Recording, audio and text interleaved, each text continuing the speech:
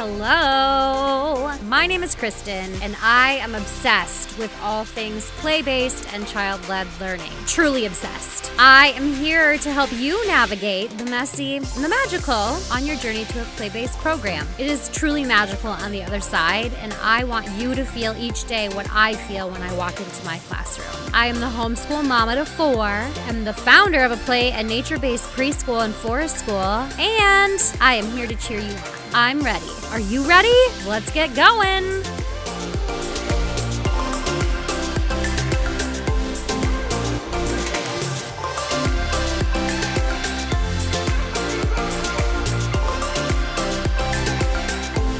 Hey, welcome to episode 5. Today, I really want to discuss outdoor classroom basics. A lot of schools, preschools, daycares, childcares are spending a ton of time outside, and I'm just going to go over some of the things that I have found super helpful that might help a beginner in this realm of outdoor classrooms. So let's first talk about the basics. There are basics that you need to take your learning outside.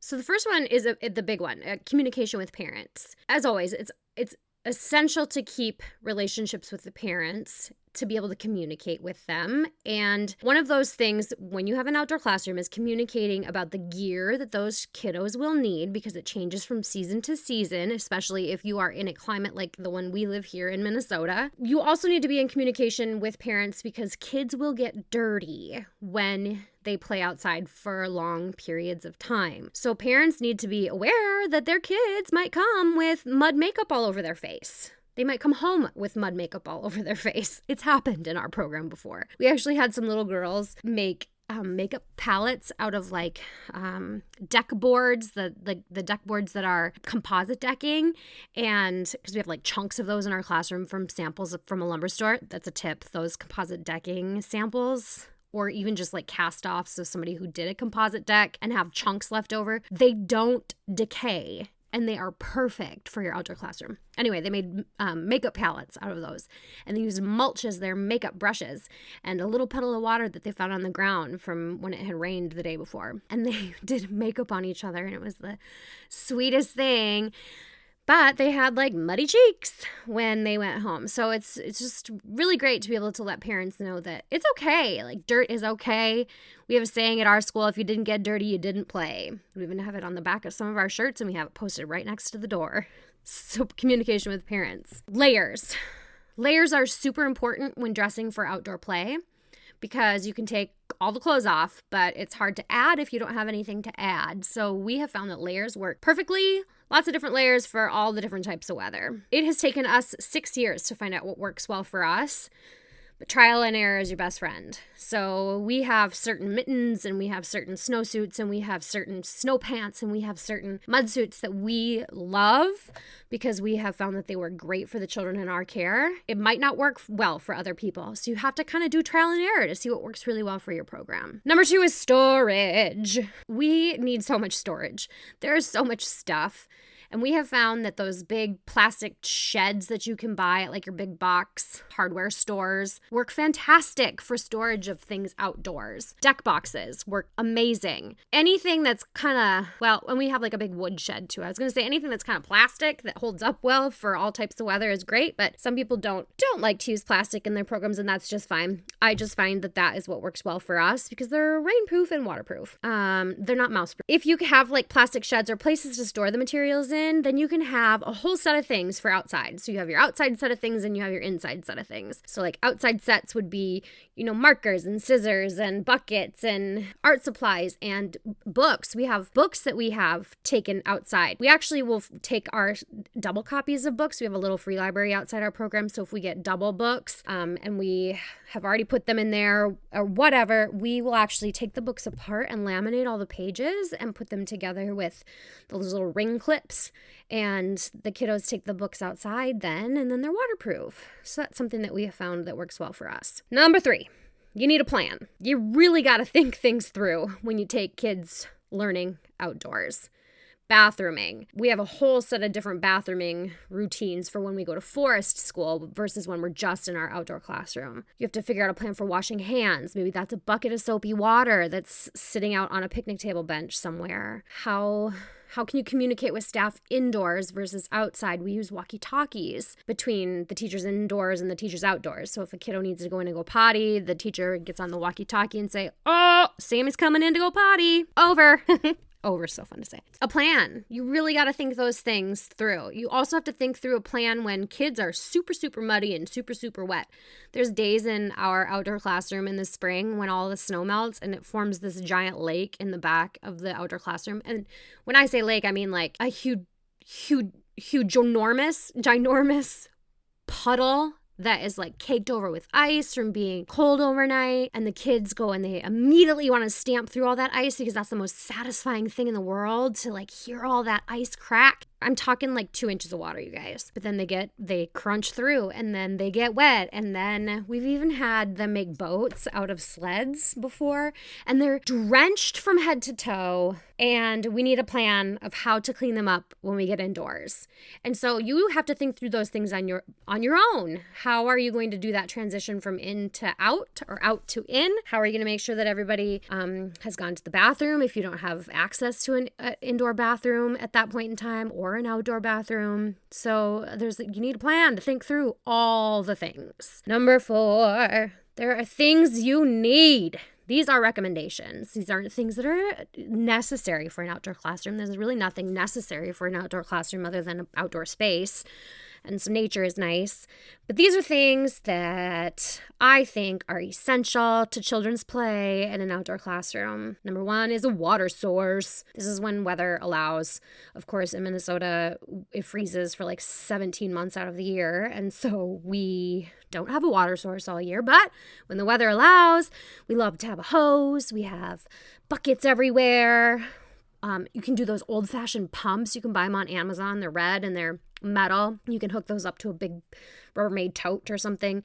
Have somebody fashion up a platform for it. One thing that we absolutely love having at all times is one of those large black garden wagons. They're like plastic and they have really tough wheels, and kids fill those with water up at the top of our outdoor classroom, and then they haul the big wagons down to the bottom of the outdoor classroom where the mud kitchen is and the sand pit, and then they use a little dump feature to dump the water wherever they might need it. So we have found that those are fantastic to be able to haul things and especially water around. Number 2 is sand. Sand is a must. Like, it's a non-negotiable for me, and I wish we could have more, and someday we will.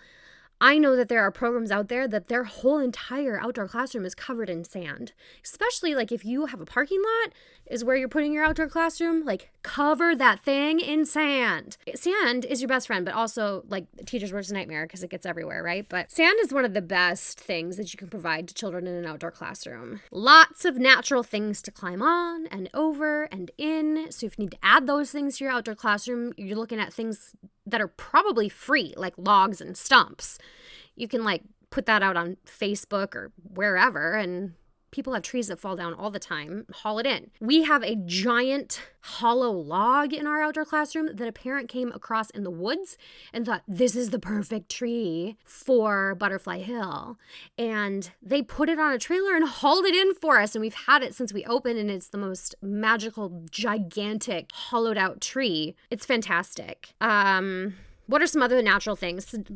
Rocks, uneven surfaces. Children need to walk on uneven surfaces in order to develop balance. They need to take those risks in order to be able to figure out what their body can and can't do. So you could do boulders even. We had a neighbor of the preschool, maybe it was our second year open, cut down a gigantic tree in her yard, and we saw them like cutting it apart to haul it out, and we went over and asked, can we have that? And they said, sure. And we opened up the gate and they took their skid loader thing and they brought them right in and set these gigantic stumps down right in the middle of our outdoor classroom, and the kids climb on them all day, every day. So you just have to be creative. All right, the number 4 thing, which is a culmination of many things, is loose parts. Loose parts, if you don't know what they are open-ended materials that children use in their play. And they can look different from indoors to out. And I'm just going to list through some things, loose parts we have in our outdoor classroom that we have found to be spectacular. Tires. Old tires. We had somebody drill holes in our old tires, though, so they don't hold water. We have mosquitoes in Minnesota, and they like water, so we have holes in our tires. Tractor tires are fantastic. Race car tires are amazing because they're like wide. So we have actually, it's been probably about 5 years now, but we had a kiddo who really needed that movement. He loved that rolling movement. He actually put himself inside the race car tire and rolled himself down the hill, or he would roll himself down our bridge, which is kind of like a ramp. So race car tires are great. Big plastic. Oh, no, I skipped ahead. I was looking at other miscellaneous must-haves, but we're still in loose parts. Boards. Find a construction guy. Find a parent who has ins in the construction or lumberyard world. We get so many goodies from construction sites that aren't being used or boards that might be warped. Can sand them down if you want. We generally don't. Make sure there's no nails in them, of course, and just plop them in. Tree cookies. Those are just like slices of stumps or slices of branches. Children use them everywhere. They use them for everything. And they do deteriorate over time, so you just have to replace them every few years. Stumps are the same. Stumps are perfect for climbing on, rolling around, using them as tables, using them as chairs. We have ones that look like toilets, and the kids, they're supposed to be chairs, but the kids say that they're toilets. So that's kind of fun. One thing we absolutely adore is when people get rid of their like miscellaneous playset materials, like the slides. And we even have this giant tunnel that somebody took off of their swing set at some point and gave it to us, and it's full of holes, and the kids use it in their play. They like get in it and roll it around, or they'll stand it up on end and climb in and out of it. Slides, loose part slides. A lot of programs have full-on slides that aren't attached to anything that children can put wherever they want, and I'm on the lookout for one of those. So slides, miscellaneous playset pieces. Old gutters. People, when they take their gutters down off their house, ask them for them. Power wash those things up and put them in your outdoor classroom. Put them near the sand or stumps so that they can make different levels of them and pour water through them. PVC pipes and connectors. They can do so much with PVC pipe and connectors. Buckets. Lots and lots and lots of buckets.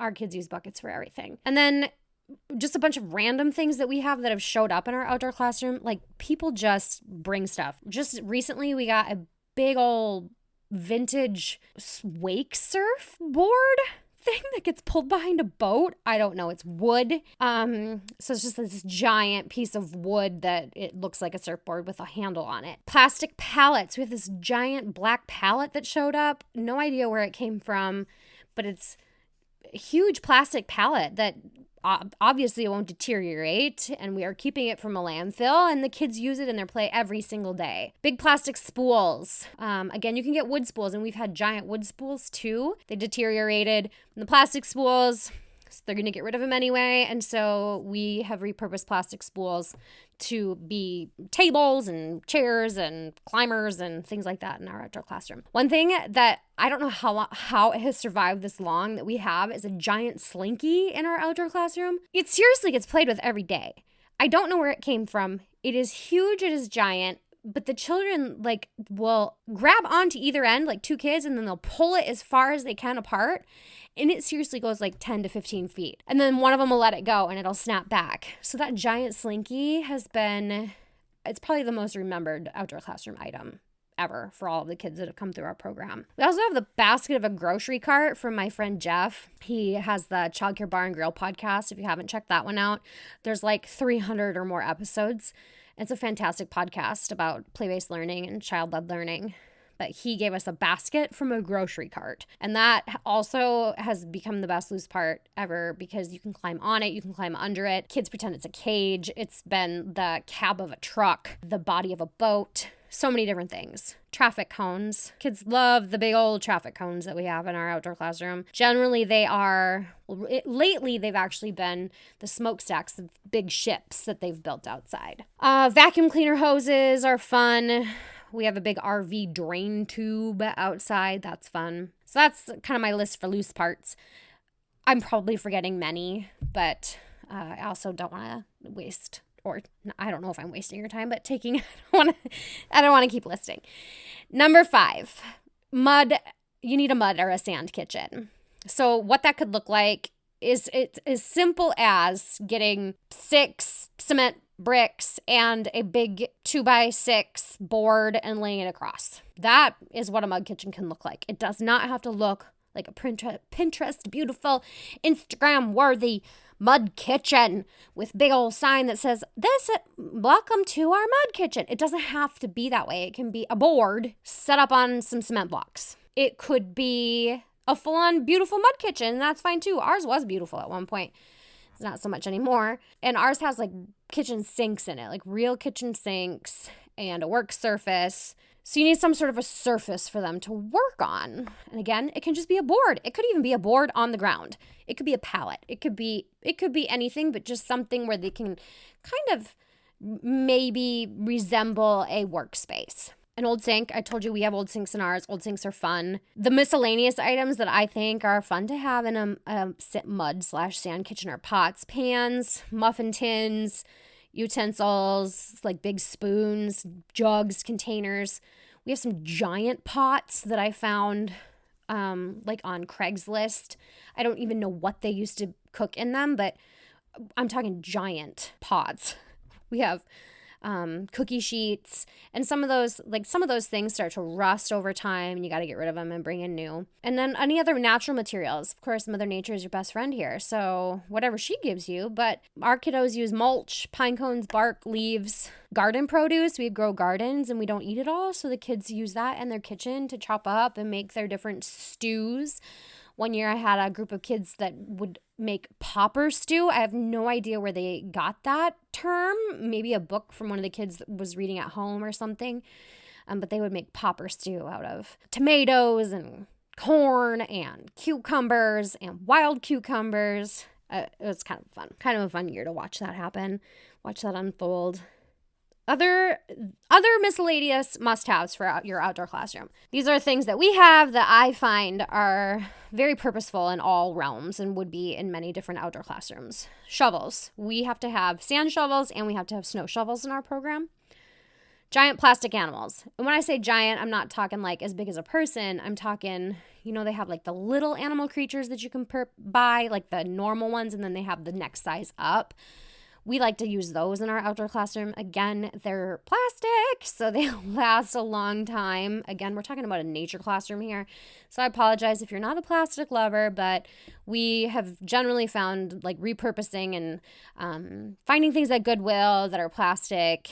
We use those until we can't use them anymore. Trucks, tractors, cars, big Tonka trucks. We have one of those digger things that you can sit on and dig in the sand with. Dump trucks are great for sand play. Chalk.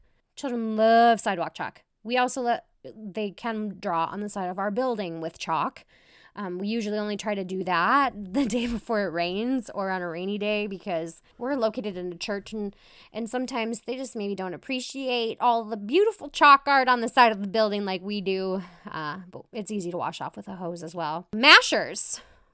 Mashers go well with chalk too. If you take some sort of a masher, we like to use the big sheetrock mud stirring thingies, like giant potato mashers.